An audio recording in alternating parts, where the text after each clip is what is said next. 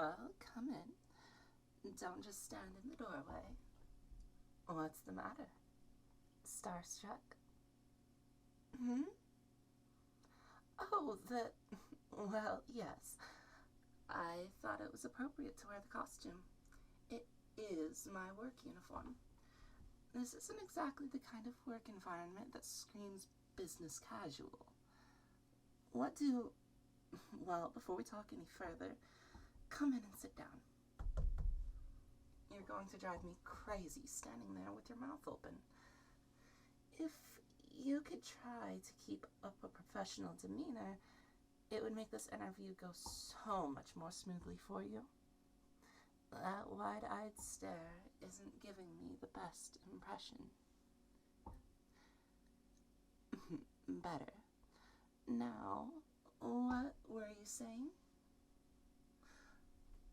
Oh, well, yes, of course. I'm the real Mad Mystic. Wasn't I who you were expecting? Did they not tell you which supervillain you were applying to work for? Really? You're joking? You didn't? I knew that agency was a joke. But how could any employment agency fail to mention something as important as the job they're lining you up for? Especially if the job is minion to a supervillain. Unbelievable. That certainly makes this all interesting. Well, what do you think? Would you like to continue the interview? This might hurt your chances a little bit, seeing as you weren't really planning on breaking into the industry, but it doesn't disqualify you at all. Well then, let's see where this goes, shall we? Who knows? You might be able to bring a unique perspective to my lair. Let's see. Some of these questions are probably unnecessary. I'm sure you haven't had any previous experience in villainy, correct? Given how intimidated you look right now, I doubt you've ever been within 100 feet of somebody like me. Ah, here's a good one. What does villainy mean to you? What do you picture a villain as?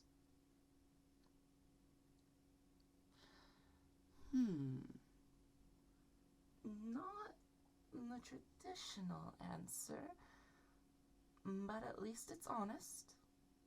I don't trust the people that try to tell me what they think I want to hear. If I hear one more applicant say villains are the real heroes, I'll toss them out the window. I really will. What about heroes? What do you think of them?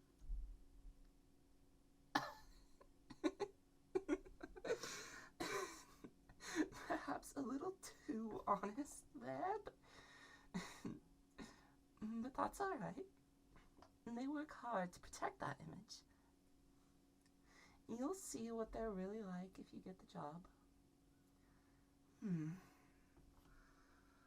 Honestly, I'm not thrilled with the rest of these questions. They don't seem very relevant. How about this then? What made you decide to continue the interview? Are you drawn to the idea of illegal activities, or...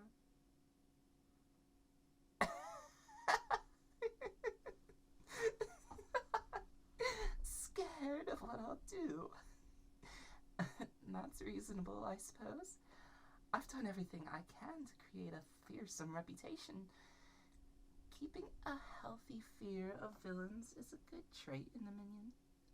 Is it only fear that keeps you here, though? Or are you in any way intrigued by the idea of working on the other side of the law. It can be very freeing, you know. Actually, you're more qualified than you probably think. There's a reason I set up this interview. Your resume is unorthodox for a prospective minion, but not bad at all. I could see you doing well under my employ. Oh, absolutely. It seems you've been jumping between very different kinds of jobs. For many employers, that's a red flag, but it's promising in this context. Being a minion demands a broad skill set and the ability to adapt quickly.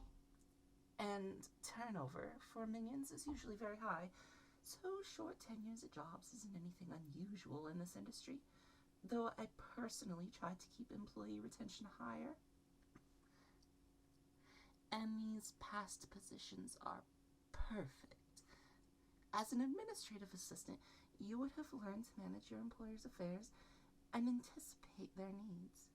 Your stint as a warehouse worker shows you're capable of physical labor, and having been in customer service means you're used to dealing with hostile enemies. Not everyone can handle the mental stress of being hounded by police and superheroes. Yes, well, that is the major occupational hazard of being a minion, but it's perhaps not quite as tricky as you might think.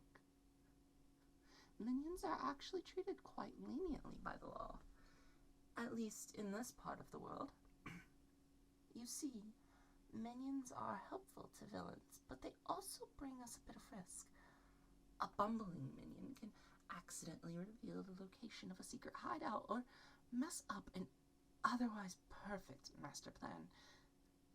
So the legal system tries to drive unsuccessful criminals to minion work by offering licenses and rehabilitation programs when they're caught. Oh, of course, there's always the heroes to worry about.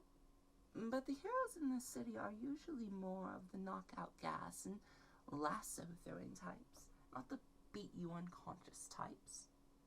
Not too much to be afraid of there. I'm a bit more picky about who I hire, of course. Big-name villains like me can't afford major screw-ups.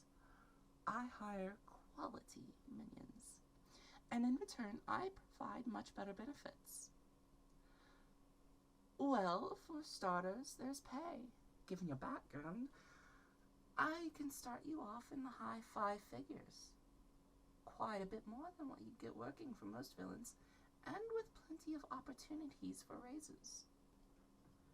Aside from that, you get 4 weeks vacation, plus holidays, significant sick leave, hazard pay for dangerous tasks, and a robust health plan. Unfortunately, we can't pair up with any official insurance companies for obvious reasons, but we run our own internal insurance. Oh, we have a union too. I do like to provide for my employees, but I admit that half the reason for all that is just to make rich capitalists squirm. I love watching them try to explain to people how an evil villain can treat their employees better than they can. Oh, and there are a few unconventional perks as well. Earning Employee of the Month entitles you to 1 free rescue in case of arrest or capture. Those are difficult to pull off, so we can't just bust everyone out all the time. And if you do an especially good job, you can request resources for your own personal crimes. Within reason, of course. Oh, and of course, you'll want to know about what your actual duties would be. You'd start off working exclusively in the lair, performing maintenance on the doomsday devices, organizing stolen goods, that sort of thing. You can get promoted to accompanying me on heists before too long if you show promise. You'll be provided with weapons and combat training in that event, naturally. And between you and me, there's going to be an opening for my sidekick before too long. The current one is retiring, and you strike me as a good fit. That's a very lucrative position, and actually quite a bit safer too. You wouldn't be expected to hang back and keep the enemy busy like the others.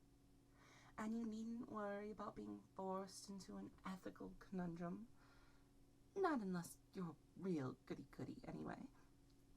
I'm in the villain game to shake up society and topple the high and mighty, not bring harm to the average, ordinary people. That's just beneath me. Well, what do you think of all this? Do you think you'd accept if I offered you the position? Interesting. Well, I think it's about time to wrap up this interview. But first, a word of warning. I'm not certain if your employment agency mentioned this to you, but everything that transpired here is top secret. Whether you decided this position is for you or not, do not approach the police or any heroes about this. I will find out, and there will be consequences. Just a little joke. Maybe I'd be careful if I were you. I'm a very good employer, but I'm not the type of person you want to upset. Well, I think that just about concludes the interview. Unless you have any questions? No? Well then, this has been a very interesting experience for the both of us, I imagine. I know none of this is what you were expecting, but I hope you can appreciate the opportunity that has presented itself. I'll be in touch with an official job offer if I decide you're the best candidate. In fact, confidentially, I think you're probably a shoo-in. It's rare to get an applicant without a criminal history, which brings some benefits. Even if we do find somebody else more traditionally suited, I may end up just hiring you both. We'll have to see. Goodbye now. Take care. Stay safe.